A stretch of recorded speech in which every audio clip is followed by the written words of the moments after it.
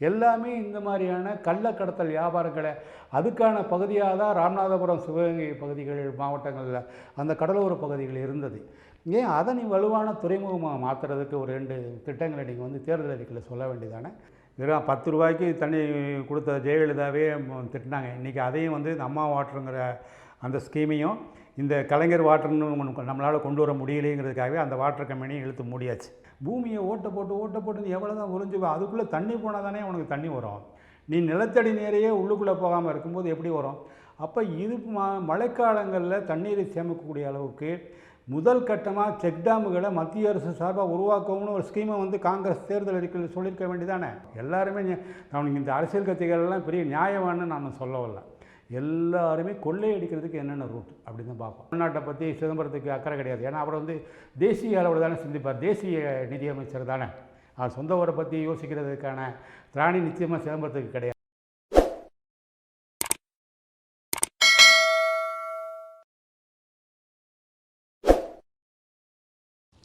Spotlight Tamil Nadu பார்வையாளர்களுக்கு உங்களுடைய அன்பு சகோதரன் தாய் பிரபுவின் வணக்கங்கள்.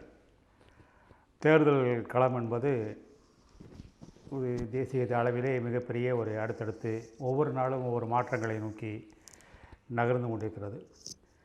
காங்கிரஸ் கட்சியினுடைய தேர்தல் அறிக்கை குறித்து இன்றைக்கு உங்கள் மத்தியிலே சில பதிவுகளை சொல்ல விரும்புகிறேன். இந்த தேர்தல் அறிக்கைக்கு அவங்க வச்சுருக்க பேர் என்னென்னு கேட்டிங்கன்னா, நியாயப்பத்திரம். எப்படி நியாயப்பத்திரமா நாங்கள் வந்து நியாயம்தான் பண்ண போகிறோம் அப்படின்னு மக்கள்கிட்ட ஒரு நம்பிக்கையை விதைக்கிற மாதிரி மதிப்புக்குரிய தமிழ்நாட்டை சேர்ந்த நிதியமைச்சர் ப. சிதம்பரம் அவர்கள் தலைமையிலான அந்த குழு வந்து இன்றைக்கி அந்த தேர்தல் அறிக்கையை கடந்த 2 தினங்களுக்கு முன்பாக வெளியிட்டிருக்கிறது. நேற்றைக்கு விமான நிலையத்திலே வரும்போது கூட ப. சிதம்பரம் அவர்களிடம் இந்த நீட்டு சம்பந்தமான ஒரு கேள்வியை சக பத்திரிகை நண்பர்கள் எழுப்பும்போது, அது உச்சநீதிமன்றம் தீர்ப்பு கொடுத்ததுனால தான் காங்கிரஸ் ஆட்சியில் வந்து நாங்கள் நீட்டு கொண்டு வந்தோம் அப்படிங்கிற மாதிரி. ஏன்னா நீட்டுக்கு ஆதரவாக போய் அதுக்கு வாதாடின ஆட்கள் யாருன்னு கேட்டிங்கன்னா, இதே சிதம்பரம் மனைவி தான் அதுக்கு போய் நீட்டுக்கு ஆதரவாக வாதாடினாங்க.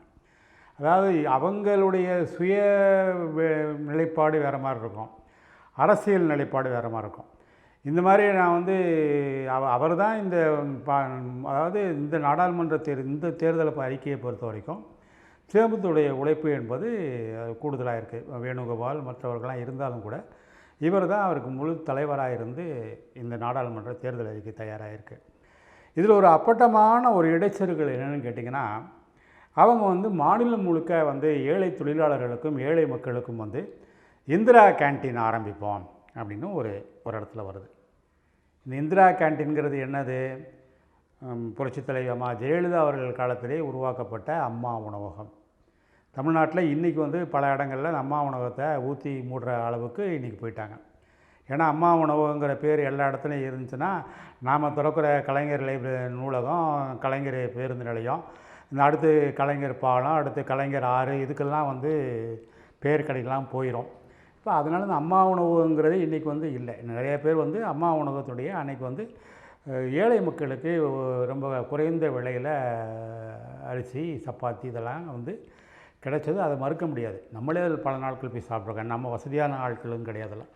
அது போன்ற அந்த சாம்பார் சாதங்கிறது வந்து அவ்வளவு உண்மையிலேயே பல ஏழைகளுக்கு அது பெரிய மருத்துவம். அதாவது வரிசையில் நின்று ஆட்டோவில் ஓட்டுறவங்க, சாதாரண தொழிலாளர்கள் எல்லாருக்குமே அந்த உணவு வந்து ஒரு நல்ல உத்தரவாதமாக இருந்தது. ஆனால் இன்றைக்கி அந்த அம்மா உணவகத்தை ஒரு வழியாக ஊற்றி மூடுற நிலைமையில் இருக்கும்போது, சிதம்பரம் வந்து என்ன பண்ணுறாருன்னா, அம்மாங்கிற பேருக்கு பதிலாக மேலே இந்திராங்கிற ஒரு வார்த்தையை சேர்த்து இந்திரா கேன்டீன் அவங்க ஆரம்பிக்க போகிறாங்களாம். எவ்வளோ இது என்ன முதல்ல முக்கியம்? நீங்கள் ஏற்கனவே வந்து இந்த தேசிய ஊர வேலைவாய்ப்பு திட்டம் மக்களுக்கு 100 நாள் வேலை திட்டத்தில் கொடுக்குறாங்களே, அது 100 ரூபா பணம் முதல்ல கொடுத்தாங்க. அப்புறம் அது 200 ரூபாய்ச்சி, இன்றைக்கி அது 400 ரூபாயை நாங்கள் உயர்த்த போகிறோம்னு தேர்தல் அறிக்கையில் சொல்கிறாங்க. இந்த 400 ரூபாயை அவங்களுக்கு கையில் நிச்சயமாக போய் சேர்றதே கிடையாது. நான் பல்வேறு மாவட்டங்களில் பார்த்துருக்கேன். இதில் வந்து அந்த ஊராட்சியில் பணியாற்றக்கூடியவரும் அந்த ஊராட்சி கவுன்சிலரும் அவங்க வந்து கிட்டத்தட்ட 60% வரைக்கும் அவங்க காசை சுருட்டிடுவாங்க. இவங்க பேருக்கு போய் நீங்கள் போய் கிராமங்களில் போய் பாருங்கள், யார் முழுமையாக போய் 100 நாள் வேலை திட்டத்தை செயல்படுத்துகிறா. இப்போ கேரளாவில் வந்து நீங்கள் எடுத்துக்கிட்டிங்கன்னா 100 நாள் வேலை திட்டத்தையே அவங்க வந்து அரசாங்கம் என்ன பண்ணுதுன்னா விவசாயத்துக்கு அதை பயன்படுத்துது. ஆனால் இங்கே அப்படி கிடையாது. இங்கே வந்து 100 நாள் வேலை திட்டம்னா எல்லோரும் மொத்தமாக வந்து காலையில் வீட்டிலேருந்து கிளம்பி வந்துடுவாங்க. ஏதாவது ஒரு இடத்துல இருக்கிற சில செடிகள் அகற்றுவாங்க. அப்படி பார்த்தா இந்த தமிழ்நாட்டில் இந்த 100 நாள் வேலை திட்டம் மூலமாக நாங்கள் பல நாள் வலியுறுத்தக்கூடிய இந்த கொடூரமான வேலிக்காத்தான் செடியை இன்றைக்கி ஒட்டுமொத்தமாக அப்புறப்படுத்தியிருக்கலாம். இது செஞ்சாங்களா இத்தனை ஆண்டுகள் கிட்டத்தட்ட 100 நாள் வேலை திட்டம் செயல்படுத்த. இதை தான் சீமான் வந்து அவங்களுக்கு இந்த அதாவது அந்த காசை நீங்கள் கொடுக்காதீங்கன்னு தான் சொல்கிறேன். அவங்களுக்கு உழைக்கிறதுக்கான வேறு ஒரு இதை கொடு. நீ 100 நாள் வேலை திட்டம்னு கொடுத்துட்டு அந்த 100 நாள் வேலை திட்டத்தில் எந்த பாதியிலையும் இந்த கள்ள கணக்கு எழுதிட்டு இவங்க கொள்ளையடிக்கிறது எல்லா ஊராட்சிகளையும் நடக்குது. அது இல்லைன்னு சொல்லவே முடியாது. 50 பேரும் வந்து அதை எப்படாவது இப்போ 400 ரூபாயை ஏற்றிட்டா இப்போ இவன் ஆட்டையை போடுறதுக்கு கிட்டத்தட்ட 150 ரூபாந்து 200 ரூபா இனிமேல் ஒருத்தனை ஆட்டையை போட்டுருவான். இந்த கவுன்சிலருங்களும் அந்த ஊராட்சியில் வேலை பார்க்குறவங்களும் பொய்யான கணக்கு எழுதுவானுங்க. இவங்களே ஒரு லெட்ஜர் வச்சுக்குவாங்க. இந்த இது உண்மையிலே வந்து அதாவது படு குப்பையான திட்டம் எதுன்னு கேட்டிங்கன்னா 100 நாள் வேலை திட்டம் தான். இப்போ 400 ரூபா தரப்போகிறோம்னு இவங்க சரி இதுதான் அதுன்னா பரவாயில்ல. அடுத்து மருத்துவ திட்டத்துக்கு ஒரு அறிவிப்புகள் இருக்குது. 25 லட்ச ரூபா வரைக்கும் செலவழிக்கிறேன். ஏன்னா இன்றைக்கெல்லாம் வந்து மருத்துவங்கிறதே வந்து ஒரு பகல் கொள்ளை அப்படிங்கிற மாதிரி ஆயிடுச்சு. மக்களை ஏமாத்துறதுக்காக இன்றைக்கி தனியார் மருத்துவமனைகள் நடத்தக்கூடிய பகல் கொள்ளை இந்த தேசமெங்கும் வந்து பரவி விரிஞ்சு கிடக்கு. இந்த பகல் கொள்ளைக்கு இவங்க 25 லட்ச ரூபா வரைக்கும் நாங்கள் வந்து காப்பீடு திட்டத்தின் மூலமாக நாங்கள் நிதி தருவோம் மத்திய அரசு அப்படின்னு சொல்லுது. ஏன் இந்த 25 ரூபா நீங்கள் வந்து இது கொடுக்குறது யாருக்கு போகும்? தனியார் மருத்துவமனைகளுக்கு தான் போகும். இப்போ அரசாங்க மருத்துவமனைகளுக்கு இது வரப்போகிறதில்ல. தனியார் மருத்துவமனைகள் கொள்ளையடிக்கிறதுக்காகவே இப்படி ஒரு ஸ்கீமை இவங்க தேர்தல் அறிக்கையில் சொல்கிறாங்க. சிதம்பரம் அவர்கள் வந்து ரொம்ப யோசித்து அவ்வளோ விஷயம் பண்ணுறாங்க பாருங்கள். இவங்களுக்கு தேவை இந்த அப்போலோ ஹாஸ்பிட்டல் இந்த மாதிரி பெரிய பெரிய மருத்துவமனைகள்லாம் இருக்குல்ல, அந்த மருத்துவமனைகள்லேருந்து ஒரு அடுத்து ஏன்னா இதில் வந்து என்னென்னு கேட்டிங்கன்னா இந்த மருத்துவமனைகள் மருத்துவ காப்பீட்டு மூலமாக தனியார் மருத்துவமனைகளுக்கு ஒதுக்குறதுலேயும் சில அரசியல் இருக்குது. முக்கியமான அரசியல் கட்சி அவங்களுடைய மருத்துவமனைக்கெல்லாம் வந்து நேரடியாக அந்த இது வந்து போகாது. அதை வந்து கட் பண்ணிவிட்டு வேறு ஹாஸ்பிட்டல் இவங்களே செலக்ட் பண்ணிக்குவாங்க. இப்போ 25 லட்ச ரூபா நீங்கள் ஒரு இதுக்கு தரீங்கனால ஒவ்வொரு ஹாஸ்பிட்டல்லேருந்தும் நீங்கள் தனிப்பட்ட முறையில் அந்த சுகாதாரத்துறை அமைச்சருக்கும் அந்த சுகாதாரத்துறை செயலாளருக்கும் அவங்க தான் அந்த பில்லை பாஸ் பண்ணுறவங்க. இப்படி ஒரு ஒட்டுமொத்த தேசிய அளவிலேயே நீங்கள் ஒரு மிகப்பெரிய ஊழலுக்கு வழிவகுக்கக்கூடிய ஸ்கீம் தான் இந்த மருத்துவ உதவி திட்டம் 25 லட்ச ரூபா. இதில் வந்து இவங்க அதாவது காங்கிரஸ் மேலே நமக்குலாம் ஒரு மிகப்பெரிய நம்பிக்கை உள்ள ஒரு காலம் இருந்தது. ஒரு 10 ஆண்டுகளுக்கு முன்பாக மன்மோகன் சிங் போன்றவர்களுடைய அந்த காலம்ங்கிறது வந்து நிச்சயமாக அதில் மாற்று கருத்து இல்லை. அது நரசிம்மராவ் காலத்துலேயும் வந்து அவருடைய அந்த ஆட்சி காலத்தில் தான் நமக்கு இன்றைக்கி பொருளாதாரத்தில் பல்வேறு இடங்களில் நம்ம மேலே எழும்பி வளர்ந்ததுக்கு காரணம். ஆனால் நம்ம நிதியமைச்சர் சிதம்பரம் இருக்காரே, கிட்டத்தட்ட அவர் நிதியமைச்சராக பதவியேற்றது இல்லாமல் அவர் வந்து வணிக வரித்துறை அமைச்சராகவும் இருந்தவர். ஆனால் அவர் இது வரைக்கும் தமிழ்நாட்டுக்குன்னு ஒரு ஏதாவது ஒன்று செஞ்சாருன்னு சொல்லுங்கள். அவர் நிதித்துறை அமைச்சராக இருக்கும்போது தான் சார்ந்த சிவகங்கை மன்னருக்கு ஏதாவது ஒரு தொழிற்சாலை நீங்கள் கூர்க்கு ஃபாரஸ்ட்டில் போய் கர்நாடகாவில் காஃபி எஸ்டேட்டை வாங்கினது தான் அவருடைய மிகப்பெரிய சாதனை. அதனால தான் இன்றைக்கி சிவகங்கையில் மக்கள் இன்றைக்கெலாம் வந்து திருப்புவனத்தில் இன்றைக்கி காலையில் இன்றைக்கி 6ஆம் தேதி இன்றைக்கி காலையில் என்ன நடக்குது, திருப்புவனம் ஊருக்குள்ளே வரும்போதே கார்த்திகை சிதம்பரத்துக்கு எதிராக மக்கள் வந்து நீ திரும்பி போங்கிறாங்க. இன்றைக்கி எல்லா தொலைக்காட்சிகளையும் அதை பார்க்குறோம். அதே மாதிரி நேற்றைக்கு இரவு தேவகோட்டையில் லியோனி மீட்டிங்லேயே நேரடியாக காங்கிரஸுக்கு ஆதரவாக லியோனி பேசும்போது இங்கே சிதம்பரத்துக்கு ஆதரவாலாம் பேசாதன்னு விரட்டி அடிக்கிறாங்க. இப்போ இது என்ன காரணம்? மக்கள் வந்து முதலையெல்லாம் பேசாமல் அமைதியாக இருப்பாங்க. ஆனால் இன்றைக்கி கேள்வி கேட்குற அளவுக்கு எல்லா இடங்கள்லையுமே மக்கள் வந்துட்டாங்க. காரணம் இன்றைக்கி வந்து செல்ஃபோன்லேயே நம்ம பல்வேறு தகவல்களை பார்த்துடலாம். இப்போ நாம் பேசுகிற தகவல் நாளைக்கு காலையில் எல்லா மக்கள் மத்தியிலும் அதை போய் ரீச் ஆகும். அப்போ வந்து இதை கருத்தை வந்து சொல்கிறதுக்கு நமக்கு ஒரு கரெக்டான இதில் நம்ம தெளிவுபடுத்தி சொல்லணும். காங்கிரஸ் வந்து முறையான தேர்தல் அறிக்கையாக இந்த தேர்தல் அறிக்கை இருக்கான்னு நீங்கள் பார்த்தீங்கன்னா அது வந்து நியாயப்பத்திரமாக இவங்க திராசு போட்டு நிறுத்தா இது 5 கிலோ இது 5 கிலோ நிறுத்தி கொடுக்குற நியாயமாக அதை நம்ம பண்ண போகிறோம். இன்றைக்கி வந்து ஒவ்வொரு நாடுகளுடைய வளர்ச்சியும் வந்து உண்மையிலே தேக்க நிலையில் இன்றைக்கி வந்து யூரோப்பிய நாடுகள் போயிட்டுருக்கு. இன்றைக்கி அமெரிக்காவை நீங்கள் எடுத்திங்கன்னா மிகப்பெரிய வீழ்ச்சியை நோக்கி பொருளாதாரம் இன்றைக்கி வந்து தடுமாறிக்கிட்டு இருக்குது இந்த உலகத்தில். இன்றைக்கி இந்த உக்ரைன் ரஷ்யா போர்னால் ஒட்டுமொத்த உலகமே இன்றைக்கி வந்து சம்பச்சு நிற்குது. கொரோனா பாதிப்பிலிருந்து இன்னைக்கு வரைக்கும் பல நாடுகள் மீள முடியல. இன்றைக்கு இருக்கக்கூடிய அந்த பொருளாதார சூழலில் நீங்கள் எப்படி வந்து இந்த மாதிரி இந்த 400 ரூபா தரேன், இந்த அதுக்கு அடுத்து 25 லட்ச ரூபா தரேன், இதெல்லாம் வந்து ஒரு ஹம்பக்கான அறிவிப்பு திட்டங்கள், மக்களை ஏமாற்றுறதுக்கு. இது வந்து எப்போ நீங்கள் வந்து 25 ஆட்சிக்கு வந்த உடனே இவங்க அதை பண்ணிடுவாங்களாமா? அதை நிச்சயமாக அதுக்கெல்லாம் கிடையாது. காங்கிரஸ் கட்சிக்குன்னு அவங்க ஒரு நியாயமான சில திட்டங்களை நீங்கள் சொல்லலாம். தமிழ்நாட்டுக்கு தேவையான திட்டங்கள் ஒவ்வொரு மாநில அரசுக்கான இதை கலந்து ஆலோசித்து நாங்கள் பல்வேறு திட்டங்கள் சொல்லியிருக்காங்க. அதெல்லாம் வந்து வரவேற்க வேண்டிய அம்சம்தான். இப்போ நீட்டு கூட நீங்கள் தேவைன்னா வச்சுக்கோங்க, மற்றபடி வேறு உத்தரப்பிரதேசத்தில் உனக்கு பிடிக்குதா நீ வச்சுக்க, தமிழ்நாட்டில் வந்து ஸ்டாலின் பிடிக்கலையா உனக்கு வேணாம். இது வந்து என்னென்னு கேட்டிங்கன்னா ஒரு மிகப்பெரிய குழப்பத்தை வந்து மருத்துவ ஆணையத்தில் உருவாக்கும். ஒன்று, ஒட்டு மொத்தமாக நீட்டை வந்து இந்திய அளவிலேருந்து எடுத்துடணும். இல்லை எல்லா இடத்துலையுமே அந்த தேர்வு முறைகளை. ஏன்னா இன்னொன்று விஷயம் நீங்கள் நல்லா தெளிவாக புரிஞ்சுக்கிட்டோங்கன்னா, நீட்டு தேர்வை பொறுத்த வரைக்கும் கிட்டத்தட்ட எனக்கு தெரிஞ்சு அதற்கு முன்பாக வந்து நீட் தேர்வு இல்லை வருவதற்கு முன்பாக அதிக மார்க் வாங்குறவங்க 1200 மார்க்னால் அதில் வந்து அதிக மார்க் வாங்குகிற மாணவர் மாணவிகள் அவங்க மட்டும்தான் அந்த மார்க் அடிப்படையில் தான் எல்லாம் அந்த இடம் ஒதுக்கீடு இழந்து மருத்துவ படிப்புக்கு படித்தாங்க. ஆனால் இன்றைக்கி இந்த நீட்டு வந்ததுக்கப்புறம் நீங்கள் வந்து ஒவ்வொரு முறை ஒவ்வொரு ஆண்டுகளும் வந்து பார்த்திங்கன்னா அதை எழுதக்கூடிய மாணவ மாணவிகளுடைய எண்ணிக்கை வந்து இன்றைக்கி அதிகமாக இருக்குது. அவங்களுக்கு வந்து நீட்டு பிடிக்கலைன்னா இன்றைக்கி இருக்கிற இந்த இளைய சமுதாயம், இந்த மாணவ மாணவிகள் வந்து அது எங்களுக்கு வேண்டாம், நாங்கள் மார்க் படியே தான் எங்களுக்கு வேணும்னு ஒட்டுமொத்தமாக போராட்ட களத்தில் இறங்கிருக்கலாமே. தமிழ்நாட்டிலேயே கடந்த ஆண்டை விட இந்த ஆண்டு நீட் தேர்வு எழுத போகிறவங்க 28,000 பேர் 30,000 பேர் அதிகம். அப்போ வந்து எல்லாருக்குமே அந்த மருத்துவ கனவு வந்து அவங்கள நோக்கி போயிருக்கு. அவங்க ஆர்வமாக சில பேர் எழுதுகிறாங்க.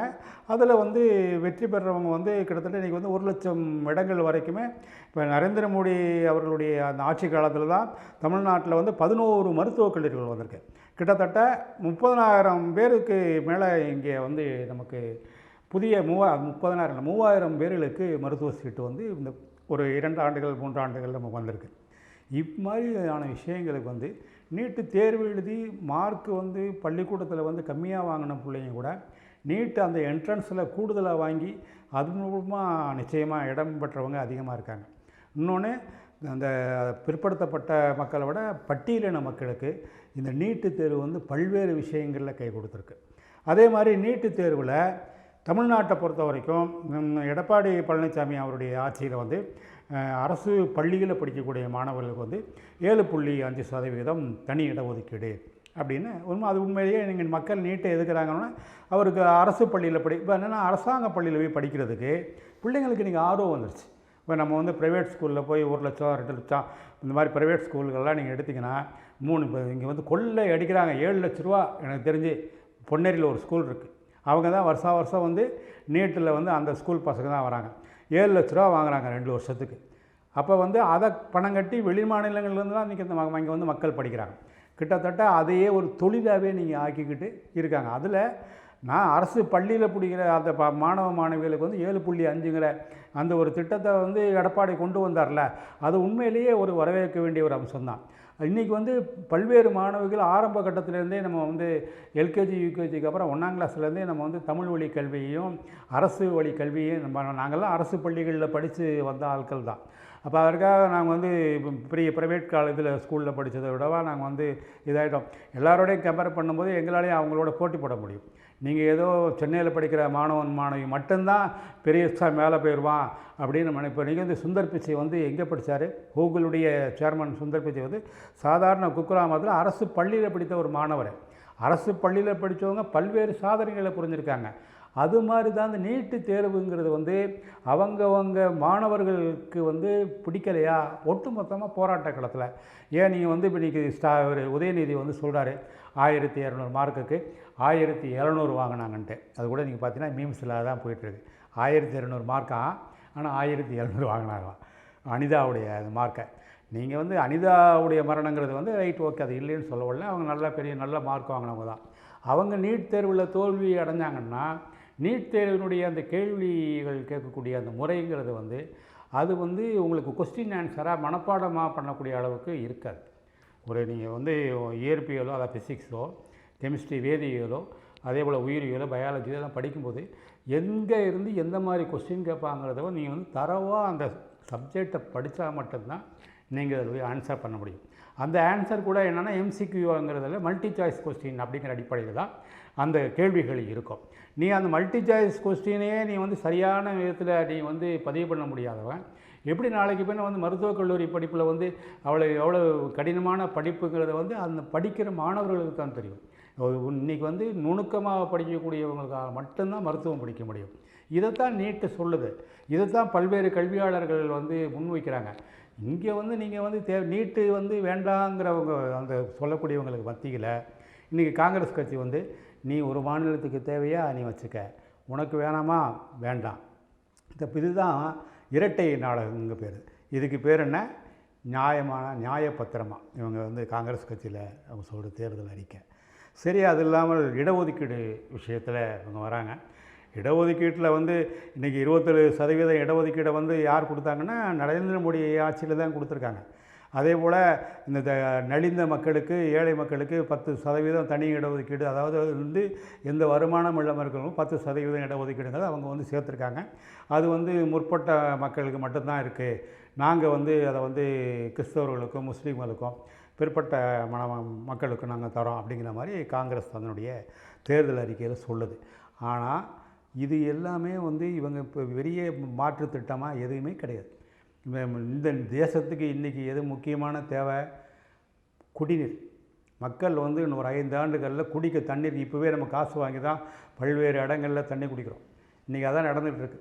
வெறும் 10 ரூபாய்க்கு தண்ணி கொடுத்த ஜெயலலிதாவே திட்டினாங்க. இன்றைக்கி அதையும் வந்து இந்த அம்மா வாட்டருங்கிற அந்த ஸ்கீமையும் இந்த கலைஞர் வாட்டர்னு நம்மளால் கொண்டு வர முடியலைங்கிறதுக்காகவே அந்த வாட்டர் கம்பெனியும் இழுத்து மூடியாச்சு.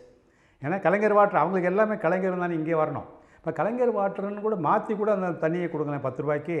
என்னென்னா இவங்களை பொறுத்த வரைக்கும் அவங்க குடும்பத்தை அந்த முன்னேற்பு தான். இப்படி இந்திரா கேன்டீன்னு எப்படி அவர் சொல்கிறாரோ, ஏன் நீங்கள் அம்மா கேன்டீன்னே வைங்களேன். சரியான நாளைக்கு காங்கிரஸ் ஆட்சிக்கு வந்தால் அந்த திட்டத்துக்கு நாங்கள் அம்மா கேன்டீன் வைப்போம். அம்மாங்கிறது காமனான பொதுவான பேர் தானே. எல்லா இடங்கள்லையும் தன்னுடைய அப்பா அம்மாவை வந்து அம்மான் தானே எல்லா மொழிகளையும் கூப்பிட்றோம். ஹிந்திலேயும் மாந்தானே கூப்பிட்றாங்க. அதில் வந்து என்ன இனி இந்திரா கேன்டீன்? அப்போ வந்து அவங்க உங்கள் சார்ந்த கட்சி தலைவர்களை முன்னிலைப்படுத்துறதுக்கு தான் திட்டங்களை யோசிக்கிறாங்களே தவிர மற்றபடி காங்கிரஸ் தேர்தல் அறிக்கையில் குறிப்பிடத்தக்கதாக எந்த அம்சமும் இல்லைங்கிறது தான் ஒரு உண்மை. நீங்கள் தேசிய அளவில் நீங்கள் எடுத்திங்கன்னா இன்றைக்கி நமக்கு இருக்கக்கூடிய மிகப்பெரிய பிரச்சனை வந்து காவிரி பிரச்சனை தமிழ்நாட்டை பொறுத்த வரைக்கும். அதே போல் நதிநீர் இணைப்புங்கிறத வந்து ஐயா அப்துல் கலாம் அவர்கள் அதை அடிக்கடி அதை வலியுறுத்திக்கிட்டு இருந்தார். இப்போ அண்மையில் வந்து இந்த நீரியல் மேதை ஒரு பொறியாளர் வந்து தமிழ்நாட்டை சேர்ந்தவர். அவர் இதுக்கான பல்வேறு ஸ்கீம்கள்லாம் கொண்டு கொடுத்து இதே வேலையாகவே தன்னுடைய வாழ்க்கையெல்லாம் அவங்க அர்ப்பணித்து இன்றைக்கி வந்து அவங்க தோற்று போய் மறைஞ்சு போயிட்டாங்க. இப்போ நதிநீரை இணைக்கிறதுக்கான வழிகள் என்ன? ஒவ்வொரு மாநிலத்துக்கும் இருக்கக்கூடிய இதுகளுக்கு நம்ம என்ன பண்ணலாம்? கடலில் போய் இன்றைக்கி வந்து பிரம்மபுத்திராவிலேருந்து பல்வேறு கேலன் தண்ணி கடலில் வீணாக போய் கலந்துக்கிட்டு இருக்கு. அதை நம்ம எப்படி திருப்பலாம்? நர்மதை நதியிலிருந்து எப்படி நம்மளால் வந்து கோதாவரியிலையும் இதை இணைப்பு ஏற்படுத்தி காவேரி இது தெலுங்கு கங்கை திட்டம் மாதிரி அது நேரடியாக கிருஷ்ணாவுக்கு கொண்டு வந்து எப்படி இங்கே இணைக்கலாம்? இப்படிங்கிற மாதிரி தான் நம்மளுடைய நதிநீர் இணைப்புகள். இப்போ வந்து இந்த தமிழ்நாட்டில் இந்த வெள்ளம் வந்தது. அதனுடைய வெள்ளத்தில் என்ன நம்ம கண்டோம்? கடந்த ஆண்டு வந்து நமக்கு தமிழ்நாட்டில் வரலாம் கிட்டத்தட்ட 100 ஆண்டுகளுக்கு பின்பாக நம்ம சென்னையெல்லாம் அது மாதிரி வெள்ளத்தை சந்திச்சிருக்கோம். ஆனால் திருநெல்வேலி பகுதியில் ஏற்பட்ட வெள்ளங்கிறது வந்து இன்றைக்கி வரைக்கும் மக்கள் மத்தியில் அப்படி அதாவது அவங்க மறக்கிறதுக்கே பல நாட்கள் ஆச்சு. பல்வேறு வீடுகளில் இடிந்து விழுந்துச்சு. அந்த அளவுக்கு தாமிரபரணி வந்து பொங்கி ஒழிஞ்ச அந்த இது நிகழ்வுங்கிறது வந்து இன்றைக்கி ஸ்ரீவைகுண்டம் பகுதியாக இருக்கட்டும், அந்த திருச்செந்தூர் பகுதியாக இருக்கட்டும், ஒட்டுமொத்தமாகவே நீரில் மூழ்கி போன நிகழ்வு நடந்தது. இதே வந்து அந்த நீரை சேமிக்கக்கூடிய அளவுக்கு தடுப்பணைகள் அப்படிங்கிறது வந்து ரொம்ப நாட்களில் நம்ம வந்து நிறையா இடங்களில் அதுதான் சொல்கிறோம், செக் டேம்னு சொல்லுவோம். அங்கங்கே தடுப்பணைகளை வந்து இந்த மாதிரி நதிகள் குறுக்க நீங்கள் வந்து வச்சுருந்தீங்கன்னா, இப்போ வந்து மதுரையில் நீங்கள் எடுத்துக்கிட்டிங்கன்னா இந்த ஸ்மார்ட் சிட்டிங்கிற பேரில் அவங்க 1000 தான் அதிமுக ஆட்சியில் ஊழல் பண்ணோம் அது பண்ணணும்னு சொன்னால் கூட அவங்க ஸ்மார்ட் சிட்டிங்கிற பேரில் அந்த இடத்துல வைகையில் வந்து கிட்டத்தட்ட 4-5 செக் டேம்கள். இன்றைக்கி வைகையில் நீங்கள் போய் மதுரையில் போய் பார்த்தீங்கன்னாலே 2 பக்கமும் சாலையை விரிவாக்கம் பண்ண உடனே நடுவில் 3-4 இடங்களில் செக் டேம் பண்ணியிருக்காங்க. இது என்னென்னா நகரத்துக்குள்ளேயே தண்ணீர் தேங்குது. அப்போ உள்ளுக்குள்ளேயே அங்கே தண்ணி நிற்கும்போது சுற்றி இருக்கக்கூடிய பகுதிகளுக்கு வந்து அது வந்து நிலத்தடி நீரை கொண்டு போய் சேர்க்கும். அது மாதிரியான செக் டேமுகளை இது மாதிரியான நதிகளில் நாம் வந்து கட்டுறதுங்கிறது வந்து ஒரு மிகப்பெரிய பணியாக வந்து இருக்கணும். நீ ஏன்னா இன்னும் ஒரு 10 ஆண்டுகள் போயிட்டுன்னா தமிழ்நாட்டில் இன்றைக்கி அடிக்கிற இந்த வெயிலுக்கு இந்த வெப்பத்திற்கு வந்து உங்களுக்கு வந்து டோட்டலாகவே வந்து நிலத்தடி நீர் வந்து இன்றைக்கே வந்து நம்ம எல்லாருமே என்ன பண்ணிட்டோம்னா எல்லார் வீட்டிலேயே நம்ம வந்து 2 வேளை குளிக்கணும் 3 வேளை குளிக்கணும்னு நம்ம தண்ணீரை வந்து ரொம்ப கேவலமாக அதை வந்து பயன்படுத்தி இன்றைக்கி தண்ணீர் தான் மிகப்பெரிய இந்த தேசத்துக்கு மிகப்பெரிய அபாயம் எதுன்னு கேட்டிங்கன்னா இந்த தண்ணீர் தான். தண்ணீர் இல்லைங்கிற நிலைமை வந்துட்டால் நம்மளுடைய மக்கள் தொகைக்கு நிச்சயமாக சமாளிக்க முடியாது. அந்த நிலமை தான் இன்றைக்கி வரப்போகுது. அப்போ நம்ம தண்ணீரை வந்து அதை தண்ணீர் தாங்க எனக்கு தெய்வம். தண்ணி குடிக்க தண்ணி இல்லைன்னா அங்கே இதில் ஆற்றுல தண்ணி இல்லைன்னா என்ன பண்ணுவீங்க? நீ எவ்வளோ நாளைக்கு நீங்கள் போர் 200 அடி போடு 300 அடி போடு 400 போடு இன்னைக்கு 600 அடினா நீங்கள் போர் போட்டாங்க. அதுக்கு மேலே இந்த பூமியை வந்து நீ எவ்வளோ தான் தோண்ட முடியும் உள்ளே உட்காந்து? அதுக்கு வலிக்காத அந்த பூமிக்கு அந்த விளையாட்டை நான் சொல்ல வரல. நாமளே நம்ம அந்த பூமா தேவின்னு நம்ம வந்து கொண்டாடுற அந்த விஷயத்தை பூமியை ஓட்ட போட்டு நீ எவ்வளோ தான் உறிஞ்சுவா? அதுக்குள்ளே தண்ணி போனால் தானே உனக்கு தண்ணி வரும். நீ நிலத்தடி நீரையே உள்ளுக்குள்ளே போகாமல் இருக்கும்போது எப்படி வரும்? அப்போ இது மழைக்காலங்களில் தண்ணீரை சேமிக்கக்கூடிய அளவுக்கு முதல் கட்டமாக செக் டேமுகளை மத்திய அரசு சார்பாக உருவாக்கணும்னு ஒரு ஸ்கீமை வந்து காங்கிரஸ் தேர்தல் அறிக்கையில் சொல்லியிருக்க வேண்டியதானே? நீ வந்து அவங்க என்ன சொல்கிறாங்கன்னா நியாயத்தராசு நாங்கள் நியாயத்துக்கான பத்திரம் எது அப்படின்னு சொல்லிட்டு 5 பேர்களுக்காக வந்து அவங்க சொல்கிறாங்க. இளைஞர்கள், பெண்கள், விவசாயிகள், தொழிலாளர்கள், அப்புறம் சமூக நீதி. இந்த மாதிரி 5 முக்கியமான ஒரு விஷயங்களை அவங்க வந்து இளைஞர்களுக்குன்னு அவங்க என்ன சொல்கிறாங்க? இப்போ இராணுவத்தில் வந்து மோடி கொண்டு வந்த அந்த திட்டத்தை வந்து நாங்கள் வந்து எடுத்துருவோம். இது யார் வந்தாலும் செய்வாங்க. நாளைக்கு எந்த எதிர்கட்சி நீங்கள் என்ன ஆட்சிக்கு வருது? நாளைக்கு கம்யூனிஸ்ட் கட்சியே நாளைக்கு ஆட்சிக்கு வருதுன்னா மோடி பண்ண ஸ்கீம்கள்லாம் எடுத்துருவாங்க. அது இப்போ வந்து எடப்பாடி பண்ண ஸ்கீம்லாம் வந்து ஸ்டாலின் உடனே நடைமுறைப்படுத்திட்டு இருக்காரா? இப்போ இன்றைக்கி ஸ்டாலின் போய்ட்டு அடுத்த நாளைக்கு ஒருத்தர் வந்து உட்காரும்போது அவர் வந்து ஸ்டாலின் திட்டங்கள்லாம் இருக்க போதா? இருக்கவே இருக்காது. 5 ஆண்டுகளுக்கு ஒரு முறை வந்து அடுத்தடுத்து ஆட்சி மாற்றம் வரும்போது அவங்கவுங்களுக்கு தேவையான அளவுக்கு ஏன்னா கொள்ளையடிக்கணும்ல ஒருத்தரும். அதுக்கு தகுந்த மாதிரி தான் எல்லோரும் ஸ்கீம் வைப்பாங்க. எல்லாருமே அவனுக்கு இந்த அரசியல் கட்சிகள்லாம் பெரிய நியாயமானு நான் சொல்ல வரல. எல்லாருமே கொள்ளையடிக்கிறதுக்கு என்னென்ன ரூட் அப்படின்னு தான் பார்ப்போம். இதை நம்ம மக்களுக்காக நாம் இந்த மக்களுக்கு உண்மையிலே என்ன செய்யணும்னா நீ முதல்ல இந்த செக் டேமுகளை நாங்கள் கட்டுறதுக்கு மத்திய அரசுலேருந்து உதவி பண்ணுவோம் அப்படி சொல்லி நரேந்திர மோடியாவது வந்து இன்றைக்கி வந்து ஒரு விஷயத்தில் அவரை பாராட்டணும். இன்றைக்கி வந்து கிராமப்புறங்களில் அந்த பெண்கள் வந்து கழிவறை போகிறதுக்கு எவ்வளோ கூச்சப்பட்டாங்களோ அதையெல்லாம் மாற்றி பல்வேறு இடங்களில் வந்து அந்த கழிப்பறைகளை இன்றைக்கி உருவாக்கியிருக்காங்க. அந்த கழிப்பறைகளுக்குன்னு இவங்களே ஒரு மானியத்தை கொடுத்தாங்க. அதான் எவ்வளோ பெரிய அது கிராமத்தில் போய் இருக்கிற அந்த பொம்பளை பிள்ளைங்கிட்ட கேட்டால் தானங்க அதனுடைய அருமை தெரியும். அதே மாதிரி அந்த குடிநீர் குழாயில் கிராமங்கள் தோறும் இன்றைக்கி கொண்டு போய் சேர்த்துருக்காங்க. அதுக்குன்னே ஜல்சக்தி துறைன்னு அதாவது அந்த குடிக்கிற தண்ணிக்குன்னே ஒரு துறையை வந்து நரேந்திர மோடி அவர்கள் உருவாக்கியிருக்காங்க. அதை வந்து அவங்க இங்கே நம்ம தமிழ்நாட்டை விட நீங்கள் போய் பீகார்லேயும் பார்த்தீங்கன்னா உண்மையிலேயே வறண்டு போன பல்வேறு பாலைவனம் மாதிரி தாங்க பீகார்லாம் இருக்கும். அது போய் அந்த போய் அடுத்த மாநிலத்தை போய் பாருங்கள் போய் முதல்ல. ஏதோ நம்ம இங்கே வந்து சென்னையிலையும் திருநெல்வேலிலையும் கோயம்புத்தூர்லேயும் நம்ம சுற்றிட்டு இருக்கிறதுனால வட மாநிலங்களுடைய மக்களுடைய நிலைமை வந்து அங்கே போய் பார்த்தா தான் தெரியும் பீகாருடைய நிலைமை எப்படி இருக்குது. பீகாருக்கு அங்கிட்டு நீங்கள் போய் அந்த நம்ம வந்து வடகிழக்கு மாநிலங்களுடைய நிலைமை எப்படி இருக்குன்னு என்ன தான் மேலே வந்து அதிகமாக கங்கை எல்லாம் வந்தாலும் கூட அவனுக்கு முறையாக இங்கே போய் அவனுடைய நதியினுடைய அந்த நீர் வந்து அந்த மக்களுக்கு முறையாக போகலை. அது வந்து இத்தனை ஆண்டு கால ஆட்சியில் அதை வந்து யாருமே அதை நடைமுறைப்படுத்தலை. வீணாக கடலில் போய் கலந்துக்கிட்டு இருக்க தண்ணீரை நீ காப்பாற்றுறதுக்கான முதல் நடவடிக்கையை எடுக்கிறேங்கிற ஒரு திட்டத்தை அல்லவா நீ காங்கிரஸ் கட்சி சொல்லியிருக்கணும். நீ வந்து ஏற்கனவே இருக்க ஸ்கீமுக்கு பேரை மாற்றி அம்மா உணவகத்தை இந்திரா கேன்டீன்பீங்களாம். ஏற்கனவே வந்து இடஒதுக்கீடு வந்து 27% கொடுத்தா நீங்கள் 50% மாற்றிக்கலாம். ஏன்னா இவங்க பெண்கள் இடஒதுக்கீடு நாங்கள் தரோன்னு சொல்லிக்கிட்ட இந்த காங்கிரஸ் கட்சி என்ன பண்ணுச்சுன்னா கடந்த ஆண்டுகளில் அதை வந்து இன்றைக்கி நரேந்திர மோடி அரசு தானே வந்து இந்த 33% இடஒதுக்கீடை தந்துச்சு. நம்ம நரேந்திர மோடிக்கு வக்காலத்து வாங்கி பேச வரல.